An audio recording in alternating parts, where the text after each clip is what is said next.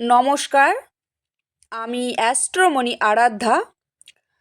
আজ আলোচনা করব আমাদের বাস্তুতে রঙের অথবা কালারের ভূমিকা সম্পর্কে।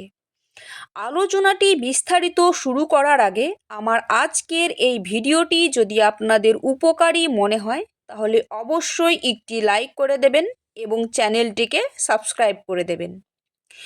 আমাদের মধ্যে অনেকের মনে প্রশ্ন থাকে যে আমাদের বাস্তুটাই কি গুরুত্বপূর্ণ? একটি পারফেক্ট বেডরুম, পারফেক্ট প্রবেশদ্বার, পারফেক্ট কিচেন, পারফেক্ট টয়লেট কিংবা বাস্তুর ব্রহ্মস্থানটাকেও যদি ব্যালেন্স করে থাকি, তাতে কি পারফেক্ট একটি বাস্তু তৈরি করতে পেরেছি বা তৈরি করে থাকি? এক্ষেত্রে বলতে গেলে হয়তো না, কারণ একটি পারফেক্ট বাস্তু নির্মাণ করতে গেলে আমাদের বাস্তুতে রঙের ভূমিকাটাও কিন্তু ভীষণভাবে গুরুত্ব দেওয়া উচিত।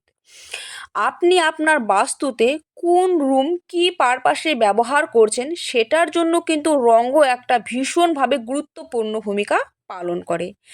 যেমন যদি আপনার বাস্তুর পশ্চিম দিকে কোনো বেডরুম থাকে তাহলে অবশ্যই আপনার সাদা রং করা উচিত।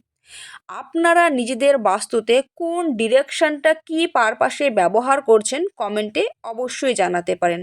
আমি অবশ্যই চেষ্টা করব রেমেডি প্রোভাইড করার। সকলে ভালো থাকুন, সুস্থ থাকুন।